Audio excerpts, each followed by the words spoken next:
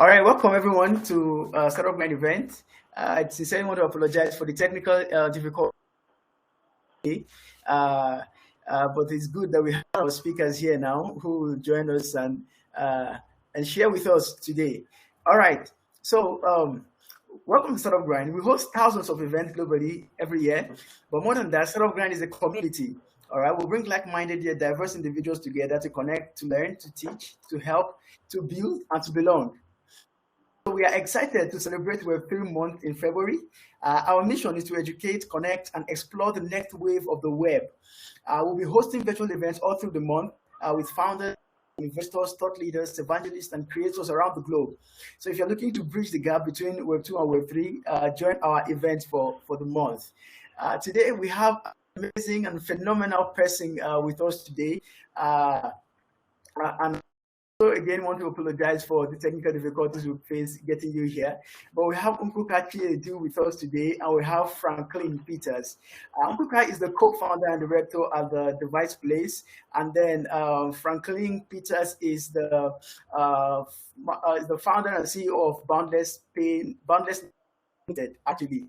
I will have these two phenomenal people here with us today, and we're going to be hearing from them, sharing their perspective on Web3. So I'll just allow you, Chiedu, to go ahead and introduce yourself. After that, Franklin will also introduce himself. Thank you very much, and then we can proceed.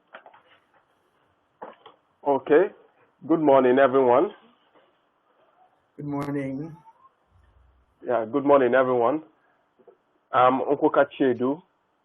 Just like I was introduced earlier, I'm the co-founder and the CEO for the Device Place, and we are a hardware engineering company that's powering the next wave of innovation via trusted computer support and ideas. So, and it's a pleasure to be here. Thank you for having me. All right, welcome, Chiedu. Please go ahead. Tell us about the 3 Ps of Web3. We'll just go straight right to it. There's a lot of things already about Web3, NFTs, and all of those stuff. So let's hear your perspective, please. Hello. Right, okay. Yes. So there's been a lot of buzz, a lot of hype, a lot of noise about Web3,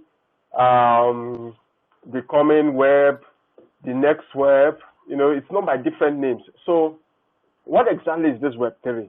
That's what we want to look at today. And the thing is this, it's bound to be like that because the thing is anything connected with the internet, anything connected with technology is bound to generate a lot of hype. And so I can understand the reason why a lot of people are getting a lot of noise and all that. So the thing is, what is Web3 in essence? Let's define Web3. Now, Web3 is a term that was coined by the inventor of the web, Tim Berners-Lee, and it was supposed to be the next generation of the web after Web 1.0 and Web 2.0. Web 3.0 was supposed to be the next iteration of the web. And what is Web 3? Web 1.0 was the static web. I think that was the first stage of the web that came, and it was basically like a one-way highway. You could just post things. It was just basically text, graphics, a bit of graphics, you know, voice, music. You could do some of those things, but they were just a bit of one way. There was little to no interaction about it, you know. So that was Web 1. They call it the static web. Now next, Web 2 came up, and that was when the social web came up. And the social web, we all know what is social. That was when social media came up. It was more interactive than Web 1. And we had a lot of user-generated content. We had, there was this explosion of so many platforms, so many social media platforms. We all know them: Facebook, Instagram, WhatsApp, YouTube, Vimeo, and so on and so forth. And what was really different about Web 2.0 was that users could generate content this time. They could interact within each other, and there was more interaction. But due to the fact that some companies were at the forefront of this web, this iteration of the web, Web 2.0, it so happened that with time, those companies that were giving people the access and the platforms to showcase their talent, create content, they began to generate, wield a lot of power, and so one of the disadvantages, or would I say one of the side effects of Web 2.0 was that people could post anything that they wanted to.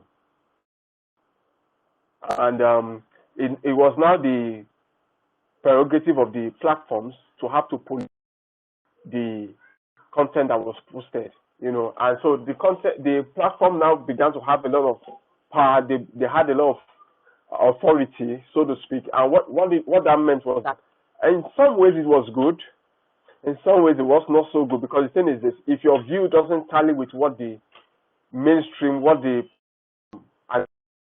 you are kicked off the platform, and so it happened like that. We saw a lot of scandals. Facebook, there was a lot of misinformation on Facebook. Facebook had to fight a lot of stuff like that. They even went to probes and all that. Instagram, there's still that issue of hate speech, misinformation, and so forth and so forth. So that went on, and we are still in the generation of Web 2.0 actually. But now we are now having the third iteration of the web, and it's called Web 3.0. And Web 3.0 is supposed to be the semantic web. Now, what it means by semantic is that instead of we supplying the information to the web can generate and utilize and draw information and meaning from the data it gets on its own. And what that means is that AI is involved, artificial intelligence is involved, data processing is involved, machine learning is involved, And what it also means is that another defining characteristic of Web 3.0 that is coming up is that it's decentralized.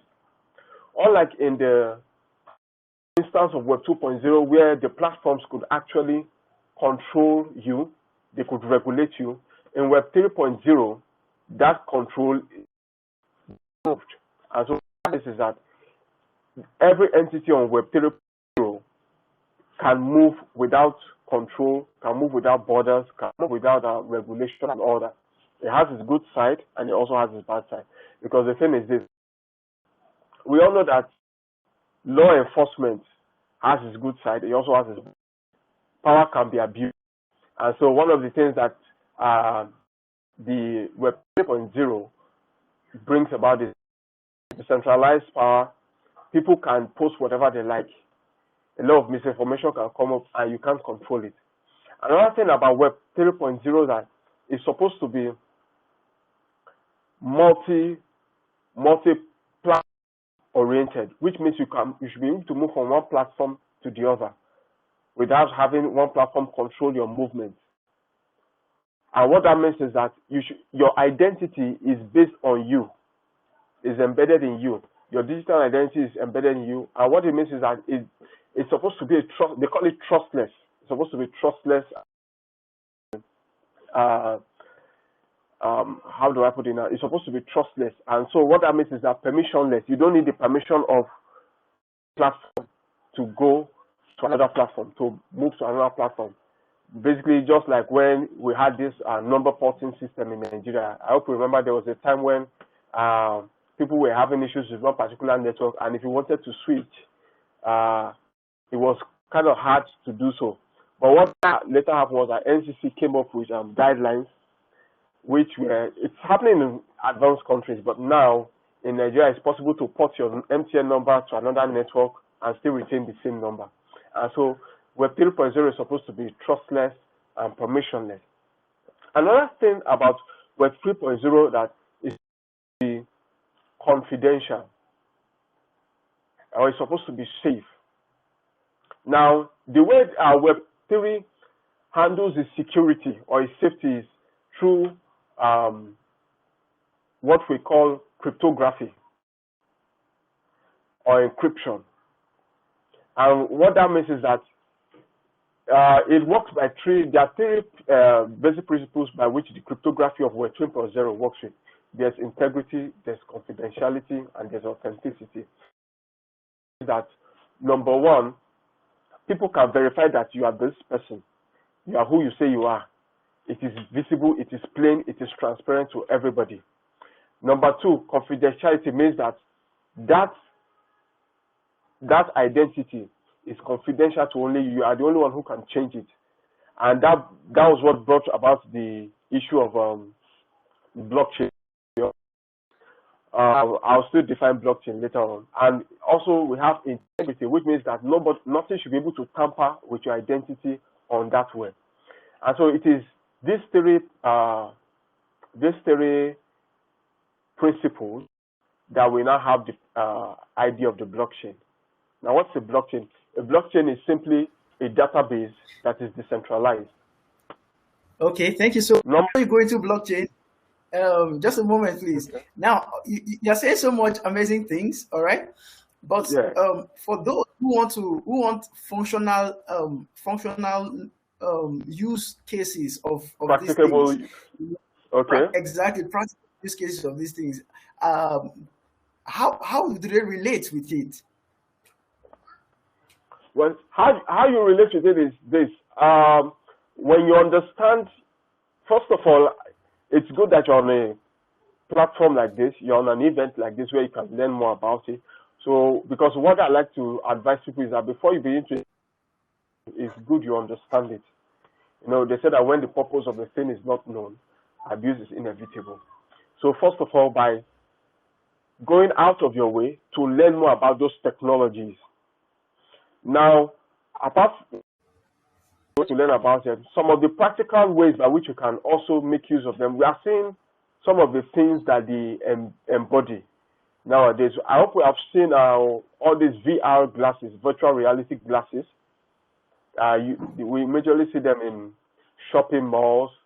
Those are some of the applications of Web 3.0, because one of the ideas about Web 3.0 is that there's a convergence of the digital world and the physical world. So both worlds are merged together. There's really you shouldn't be able to tell the difference between the digital world and physical world. And that is something that is implemented through virtual reality and augmented reality. So first of all, get out of your way to learn about these technologies. Then you now begin to take baby steps. You can now begin to interact with all these technologies. I know some people who are listening to us today may are trading on cryptocurrencies, they started buying and selling on cryptocurrencies and all that. That's a good start too. But like I also always advise, also know what you're doing. Begin to dabble into these things. They have a lot of potential. They hold a lot of potential for wealth, for influence, for many things. But the thing is, you need to know first what you're going into before you begin to dabble into it. So I hope Thank you so much, Chiedu. Thank you. All right. Also on this call, we have Franklin Peters, who is the CEO of Boundless Nexus Limited, and he's doing amazing things with Boundless Pay and so forth and so on.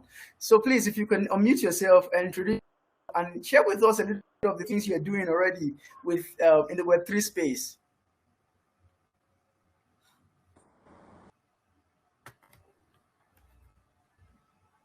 All right, so Chiedu, while he joins us again, can you just pick up from where you ended? You were talking about the three basic principles of the Web3 and how it is the functional use of these things.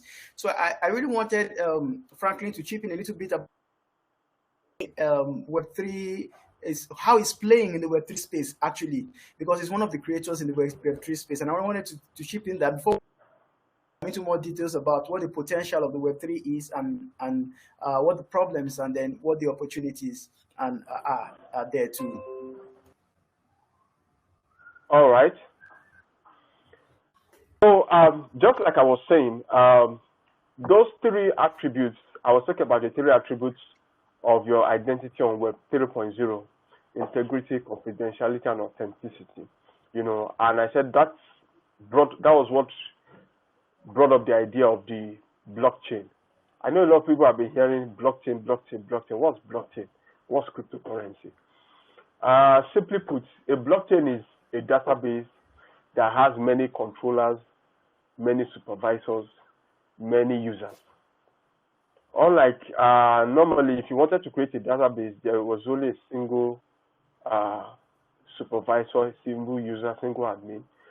Blockchain, every every entry on that blockchain is visible to everybody, which is kind of like a public square.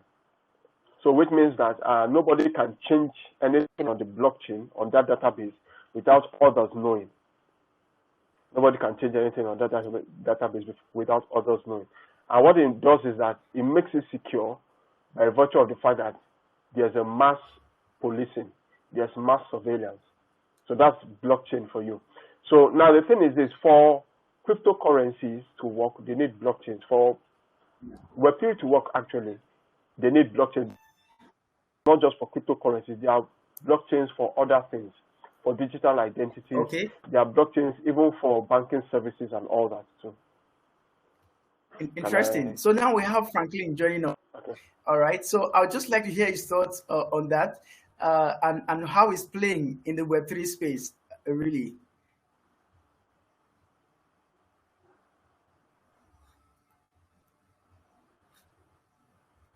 Please go ahead, Frank. Muted.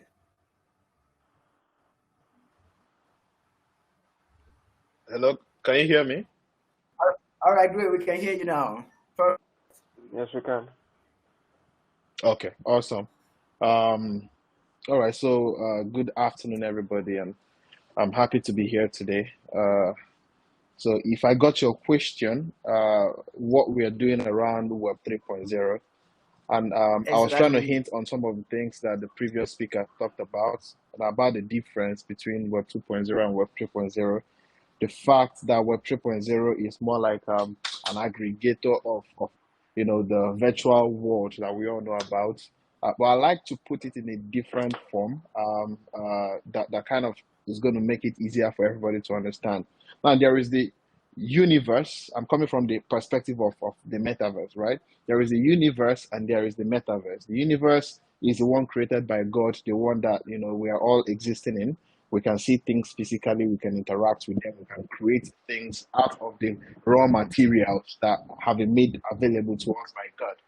And this is the universe, And then there is and then in the universe, we're able to interact with each other, communication channels that is made possible or made available by the internet. So we are communicating through this multimedia, device, my laptop or my phone, and it's made possible by the internet. But the thing is that I can only see you through the screen. I can only talk to you. I can only see what is happening. I can't have the sense of presence, right? I can't feel what you're feeling. I can't, as far as we are concerned, it is just like there's an interface, which is the screen of the computer that I'm talking to you through. But in the metaverse, it's different. It's different. I'm able to connect with you as though I'm there with you physically, right? I can feel your presence. I can be there with you. It's more like when I visit a website like www.com on the Web 2.0, I'm only able to read messages, respond to those messages by typing on them, and I can do other things, but my digital presence, my digital identity is still logged on that Facebook. So even though I'm no longer available to respond to you, I'm still there. You understand, right? So there's a duplicate of myself all over the place. But on the meta by Web 3.0, which I'm going to talk about, right? I'm only available when I'm online, when I'm connected through Oculus or any other device. I'm available to you. If I disconnect, then I'm no longer available. Now that also applies to when you connect to websites or different channels using Web 3.0. The moment you connect, right, you are available. If you disconnect, you are no longer there. So you are in full control of your digital identity. You are in full control of your data. You are in full control of your information, right? So nobody can, in Web 2.0, the moment you register on these websites, the owners of those websites have, ownership of your data. No matter how you look at it, if you go and read Facebook's data policy, privacy policy, if you read most of these other platforms' privacy policy, you will be shocked at what you signed, accepting, to proceed, right? They hide a lot of things that give them power. You understand? to even spoof into your data, to be able to use those data, right, to do targeted ads at you, to suggest a lot of things to you, all those kind of stuff, right? And they can sell those data, like what happened in the last election, where Facebook played a huge role in the election, and he's been facing that, and he has done it over a couple of times. It's not the first time it's happened, and it's not just them. We've also seen scenarios where platforms' database gets compromised and people's information gets leaked, right? And you may not be aware that it happened, and those data can be sold in the dark web, and the person that buys the data can now log in as though he is you into your account and maybe do some funny things, probably take your money and all that. But in Web 3.0, it's not possible because your digital identity is fully controlled by you. Yes, there are a couple of let's say concerns that people have, that okay, what if you lose your private key and all that? Now that comes back to you as a person. How security conscious are you when it comes to this? Now, what is the role we are playing in Boundless Pay in my company? Now, my company is Boundless Nexus. Boundless Nexus is a full tech company, and we have a product, Boundless Pay, which is for solving payment problems. So starting from Boundless Pay, we're able to list NFT tokens, which are powered by Web3. Apart from that, we have a project that we are, a side project. It's called the Nexus Protocol. Nexus Protocol is the native token of Boundless Pay, which is going to open us up into the NFT world. So what we are trying to do right now on the Nexus Protocol is to give people access to onboard into Web 3.0 within 15 minutes. What do I mean? Back in the days in 2013, I was all over the place going to churches and businesses, business centers, and telling people, I mean, you guys are still analog. You have all your data on paper, right? How about I create a website for you and help you go digital, because the future is on the internet. And I made a lot of clients there. I met a lot of people then, and I made money doing that. But today, our message, or my personal message, have changed. You are digital, but have you gone? Have you gone Web 3.0? You understand? Currently, you have your data stored on a particular server. Things can go wrong and all that. How about we help you migrate into Web 3.0? So one of the projects we are working on Boundless Pay would help anybody, whether you know how to build on the internet, whether you know how to even code or not, right? Whether you know how to build on Web 3.0 or not, you can migrate your existing website into Web 3.0 version of it within 15 minutes and a couple of clicks. So we are doing this in partnership with some huge blockchain companies. The first one, they are going to be announcing that partnership, Forward Protocol, in partnership with Nexus Protocol. So what we are doing in that one, the platform is like WordPress. So it's the WordPress of Web 3.0. So you can log in the same way you can build on WordPress without knowing how to build a website. You can build a website on WordPress. So you can go through that platform, and by simple clicks, drag and drops, you can build a full-fledged Web 3.0 website without knowing how to build on the blockchain. Now the second one can convert any Web 2.0 websites into Web 3.0 without any stress. So this is what we are doing, kind of bringing this technology down. We are stepping it down, because when you say this thing, we run a huge deficit of developers, blockchain developers already, normal blockchain developer. In fact, we run a deficit of developers generally in Nigeria and Africa, right? There are just not so many persons, developing. Now, beyond developing, we are talking about blockchain. So we have few blockchain developers, and people are still trying to get a grasp of blockchain development. We are now talking about Web 3.0. You understand? So there are a few persons that can do this professionally, right? So what we are doing is making it easy, so that more people can onboard without really stressing themselves so much. The future I see, for the blockchain is a future where it's no longer as complicated and as difficult as it is now. In the beginning, you have to,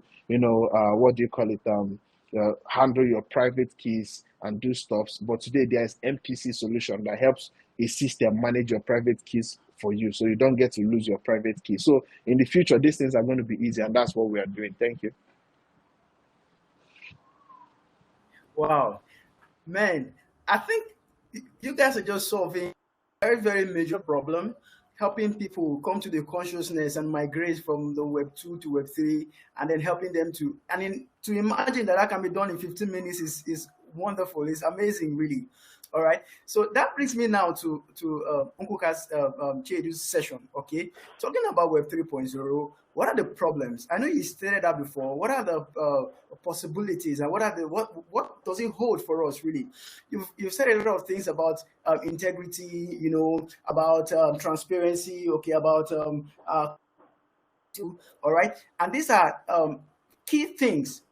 As the Facebook and the EU crisis at the moment, and these are things that needs to be answered. If we've not solved the misinformation problem at this point, okay, are we ever going to solve it? So I'll just leave you, Chiedu, to take your time and just run us through what you have for us on Web 3.0, the problems, the potentials, and the possibilities. Thank you so much. Well, okay, thank you so much. Well, piggybacking off of your last comment, misinformation.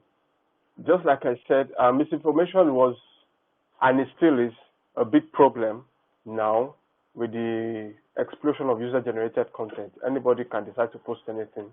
And recently, there's been a lot of AI tools that you can use to generate genuine-looking videos, audios, and all that. The potential information is huge, and with Web 3.0, there's still that risk that it's going to get worse. Though, with the caveat now for it is that with Web 3.0, you can actually track. If we are able to blockchains, the blockchain is transparent enough to track the identity with that is pushing that misinformation.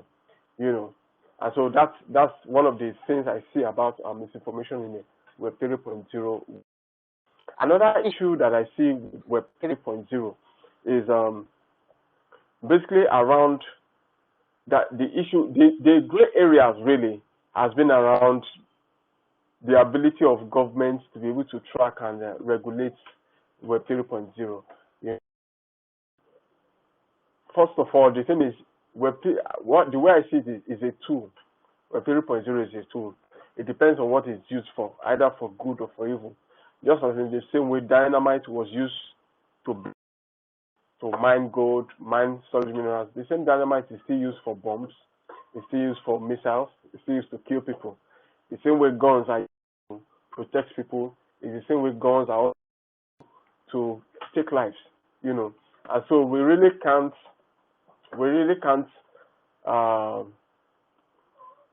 say that we want to stop using Web 3.0.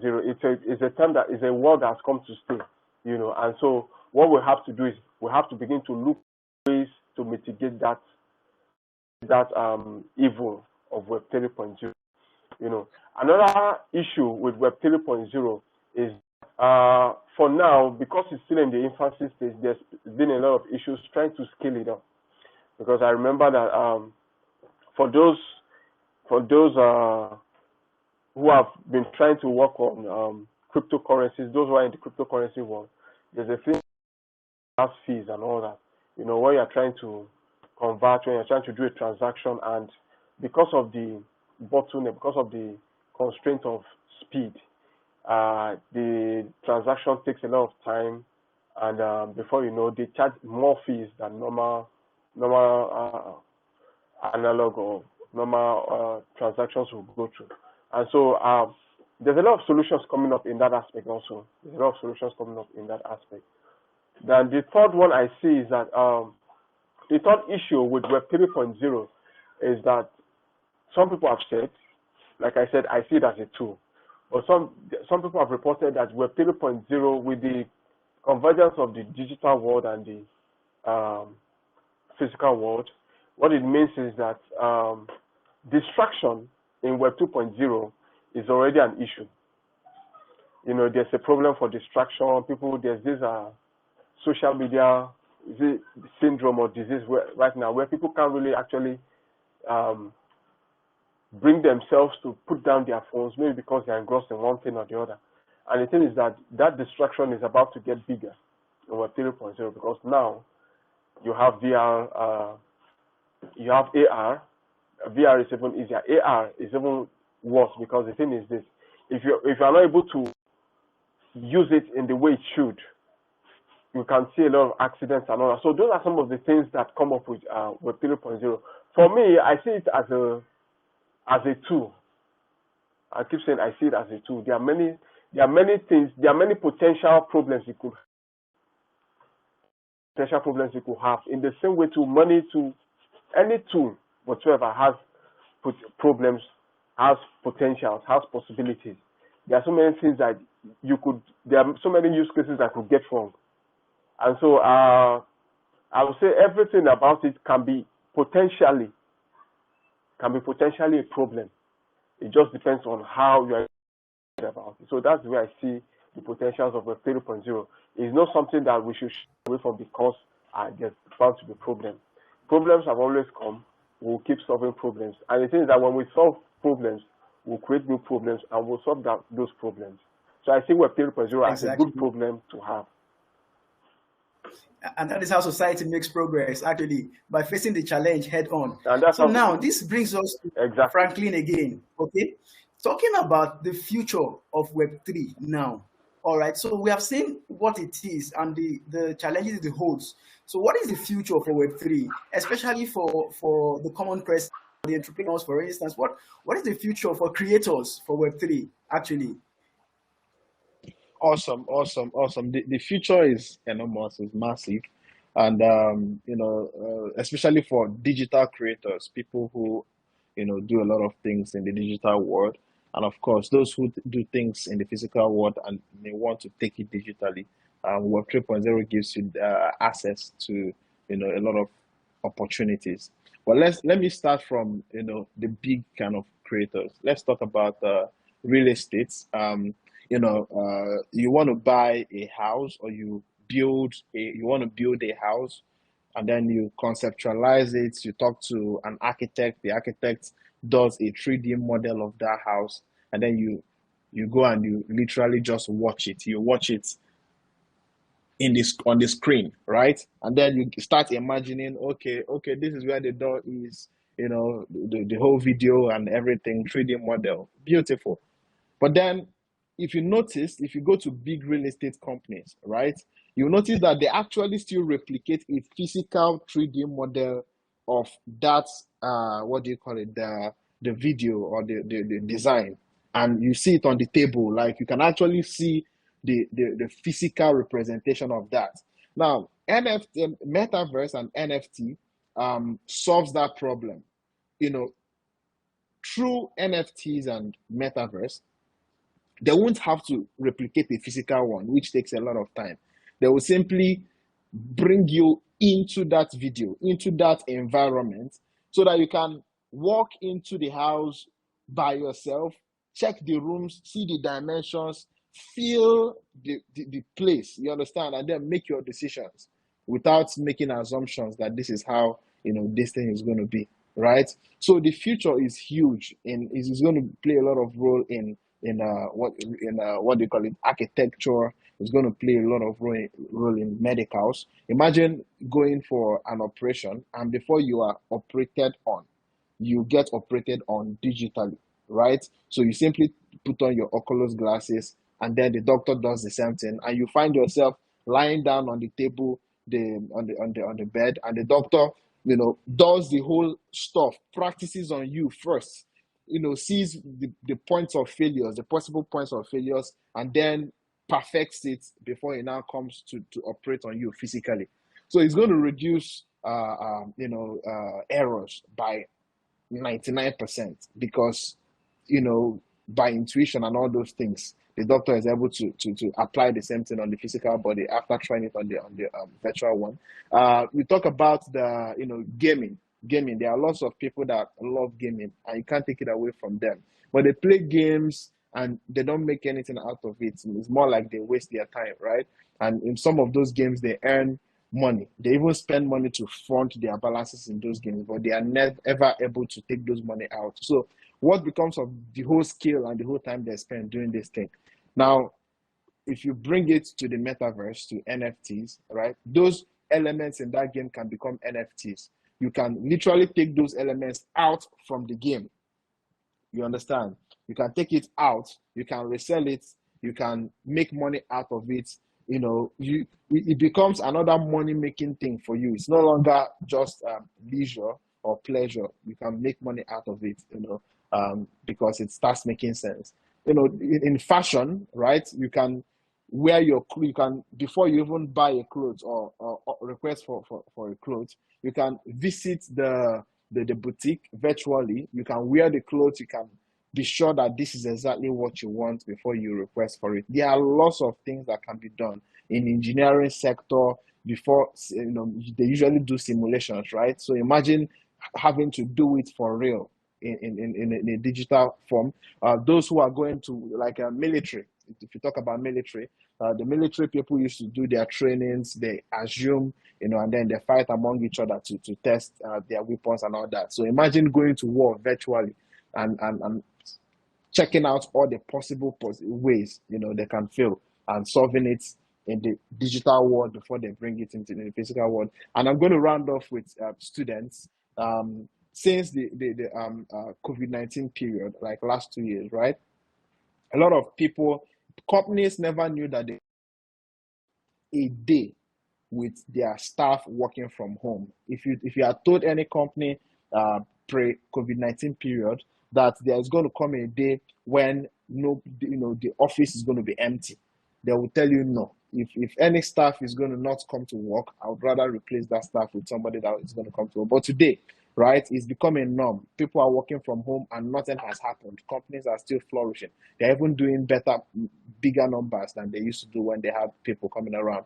So, COVID-19 has introduced that virtual experience to us. Now, right now, the metaverse and NFT is going to make it more fun and easy for people to have the sense of presence, right? Working for companies in US and being there digitally present, meeting people physically, shaking hands with them, but you are doing it from your home in Nigeria. You understand? So it's going to make the future of work more fun, more flexible, and more practical. Thank you. Thank you so much. Such great insights you're sharing with us. And I can imagine how, years from now, how the world entirely will change because of Web3. Nkwuka, I would like to ask you just a little question before we proceed. All right, since you are in the device place, okay, new industry springing up in terms of catering for the device need in the Web3, or what would the device interaction kind of be in that virtual world? Since I can be there, I can feel it. Am I going to wear something that, or what do you think would need to happen for us to have that feeling, that full feeling of being live with them at the same time it's a virtual world? Well, the thing is this: the way the technology is playing out is this. What happens is now that the device actually becomes just like a platform. You are not tied to a particular device, and so what that means is that you are able to freely move around. You are able to freely interact. The device is just like an enabling platform, And so what that means is that instead of being tied to your computers, for instance, or tied to your mobile phone or tied to your tablet to be able to interact with the World Wide Web, with augmented reality, you are able to move beyond those limits. And basically what the industry that is actually coming up, that has been getting a lot of traction nowadays, is IoT, the Internet of Things. And what that means is that a lot of the devices are getting more intelligent. The internet is not just limited to a particular devices, but a lot of devices are coming together to provide that web presence, that interaction. So the IoT industry is actually booming at this point. You can actually, and it's being used in industries that need remote sensing, remote monitoring. You know, like people who are in the oil and gas sectors, they use it on their offshore platforms. They use it on their rigs. In the military, it's also being used. In the United States, there are a lot of companies that are coming up, drones, military technology that are being used, that are controlled from a distance. You don't have to be in the theater of war to be able to control those devices. You know, so war is going digital. There's actually a digital war now. Apart from the digital war of hacking, cyber attacks, and all that, there's now the actual physical war that is being driven digitally. You have drones that can fly on them by themselves without any human operator. They can fly and kill someone, you know, and so on and so forth. So basically, what that means is that your device is actually using its relevance as your primary platform of computing. I'll say it's now becoming like boundless. Just like boundless is becoming borderless. You don't that actually, you know. So so it's actually becoming boundless. You don't have any limits actually. Anything can be your point of contact to the World Wide Web. So I think that's what Web 3.0 is actually, being boundless, being borderless. Wow, interesting. So as we wrap up now, I'd just like to take the closing comment from you. For those who are probably new to Web3, what would be your closing remark to them? How would you admonish them? Let's start with you, Franklin. All right, so my admonition is going to be that the industry is fast growing. The rate of growth and change in the blockchain industry and the tech industry is massive, right? So try as much as you can to catch up, because the moment you relax, you will lose out on 10 years of change in 2 months. Do you understand what I'm trying to say? So you need to try to, as much as you can, keep catching up so that you don't get left behind. And you can do this by attending events like this. You know, this is an amazing platform for you to learn and to follow up. Join communities. You may not have to go and buy books and watch videos. If you are part of communities, just conversing in their WhatsApp group can open your eyes to a lot of things that you never knew were available. You understand? And then try to participate. Apart from observing, participate. If there are people are talking about NFTs, try and buy one, even if it's $0.2 worth. I've seen some cheap NFT, so that you have that experience of what it's all about, right? And then there are materials all over the place. If you go on YouTube and just search, you don't even need to pay. You are going to see videos upon videos of material. So that time you would have used to spend on Instagram, watching all these our comedians. It's beautiful, yes, right? But you can apply that same time learning new things. Thank you so much for having me. Wow, thank you, Franklin. Thank you for the wealth of knowledge and insight you shared with us. Chiedu, over to you, please. Yes, I also want to Franklin stop. And the first thing is you need to learn. You need to learn and be open. Be very open, because the thing is this: don't think because there's a prevailing technology, the next generation is not at hand. When the Stone Age was living, when we were entering the Industrial Age, stones did not leave the world. They are still around. When the Industrial Age was coming and we were living the Stone Age, it seemed as if they will continue to reign forever. But nothing reigns forever. Technology is evolving at a fast pace. You must be at the cutting edge. Things get obsolete in like how many months' time? So be open to new ideas. Be open to new, and that's what I want to say, because it's a new world. Things are changing. Some of the assumptions you hold before is so true again, because there are certain technologies that are coming that are shaking and shifting. So I like to be open, just like Franklin also said, be open to learning. Practicing some of these things incrementally, bit by bit. You can buy one NFT, you can buy one cryptocurrency, try trading, see how it works, see how the technology works, read about it, and just put yourself in the midst of things. Another thing is don't underrate the power of association. Where you are matters. You should try to connect with communities that help you get the most of emerging technologies. Some of these things, the mainstream does not know about it. They don't care about it. They see it as if it's juju or it's voodoo or something. But the thing is this: be in the forefront of what is coming up. Be in the community of people who are at the forefront. A community like this, Startup Grind, is a good way to start. There are also other communities out there that you can also connect to. Also, the other thing is this: when you know about it, try to tell someone about it. You know, one of the best ways of learning is when you try to explain it to someone else. That's when you can really know whether you have actually understood what you think you know. So when you try to explain it to someone else, you begin to notice the gaps in the knowledge that you are missing. So, and from there, you get better with it. So those are the ways in which I feel you can get better and you can plug into this revolution that is ongoing.